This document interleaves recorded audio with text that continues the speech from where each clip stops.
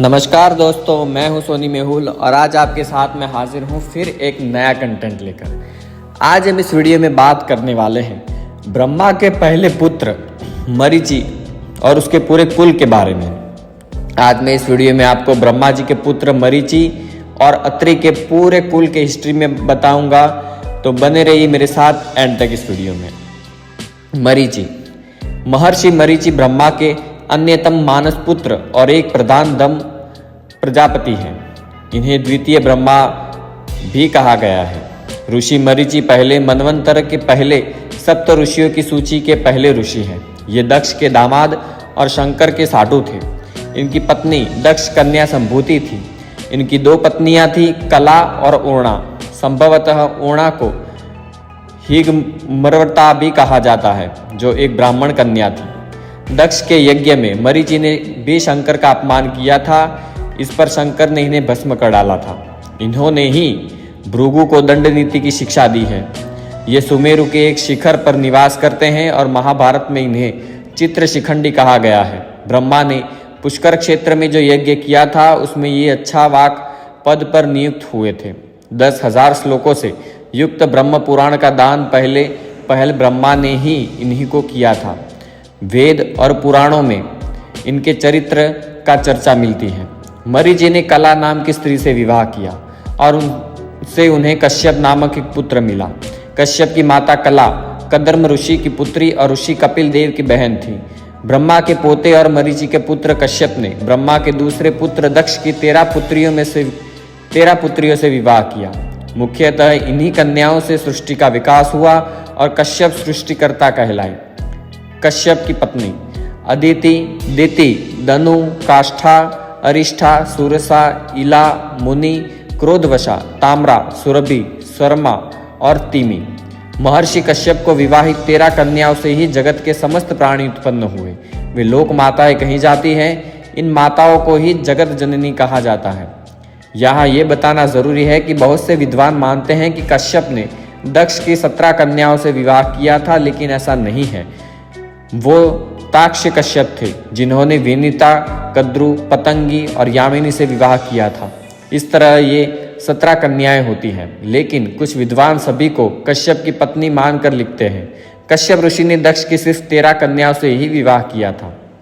कश्यप की पत्नी अदिति से आदित्य, दिति से दैत्य, दनु से दानव, काष्ठा से अश्व आदि, अरिष्ठा से गंधर्व, सुरसा से राक्षस, इला से वृक्ष, मुनि से अप्सरागण, क्रोधवशा से सर्प, ताम्रा से शेन ग्रुद आदि, सुरभि से गौ और महिष, शर्मा से श्वापद और तिमी से यादवगण की उत्पत्ति हुई थी। कश्यप की आदिति से 12 आदित्य पुत्रों का जन्म हुए, जिनमें विवस्वान और विवस्वान के वैवस्वत मनु हुए। वैवस्वत मनु के समय जल प्रलय हुआ था। वैवस्वत मनु के 10 पुत्रों में से एक का नाम इक्ष्वाकु था। राजा इक्ष्वाकु के कुल में जैन और हिंदू धर्म के महान तीर्थकर, भगवान, राजा, साधु, महात्मा और सृजनकारों का जन्म हुआ। वैवस्वत मनु के 10 पुत्र थे। इल, इक्ष्वाकु, कुशनाम, अरिष्ट, दृष्ट, नरिष्यंत, करुष, महाबली, शर्याति और पृषद। ब्रह्मा के प्रमुख पुत्र थे मरीचि, अत्रि, अंगिरस, पुलस्त्य, पुलह, क्रतु, भृगु, वशिष्ठ, दक्ष, कदर्म, नारद, सनक, सनंदन, सनातन, सनत कुमार, स्वायंभुव, मनु और शत्रुपा, चित्रगुप्त, रुचि, प्रचेता और अंगिरा। ब्रह्मा की प्रमुख पुत्रियां सावित्री, गायत्री, श्रद्धा, मेघा और सरस्वती हैं। प्रजापति ब्रह्मा के 59 पुत्रों में से 10 पुत्र प्रजापति बने थे, जो थे मरीचि, अत्रि, अंगिरा, पुलस्त्य, पुलह, क्रतु, भृगु, वशिष्ठ, दक्ष और कदर्म। ब्रह्मा जी के पुत्र अत्रि का कुल। इनसे जन्मे भारत, यादव, मलिच्छ और यवन ब्रह्मा के दूसरे पुत्र अत्रि का कुल। आइए जानते हैं। अत्रि ने ब्रह्मा पुत्र कदर्म की पुत्री अनुसुया से विवाह किया था। अनुसुया की माता का नाम देवहूति था। अत्रि को अनुसुया से एक पुत्र जन्मा जिसका नाम दत्तात्रेय था। अत्रि दंपति की तपस्या और त्रिदेवों की प्रसन्नता के फल स्वरूप विष्णु के अंश से महायोगी दत्तात्रेय, ब्रह्मा के अंश से चंद्रमा तथा शंकर के अंश से महामुनि दुर्वासा, महर्षि अत्रि एवं देवी अनुसुया के पुत्र रूप में अभिभूत हुए। इनके ब्रह्मावादिनी नाम की कन्या भी थी। अत्रि पुत्र चंद्रमा ने बृहस्पति की पुत्री तारा से विवाह किया, जिससे उसे बुध नामक पुत्र उत्पन्न हुआ, जो बाद में क्षत्रियों के चंद्रवंश का प्रवर्तक हुआ। इस वंश के राजा खुद को चंद्रवर्षी कहते थे। क्योंकि चंद्र अत्रि ऋषि की संतान थे, इसलिए अत्रेय भी चंद्रवंशी ही हुए। ब्राह्मणों में एक उपनाम होता है अत्रेय, अर्थात अत्रि से संबंधित अत्रि की संतान।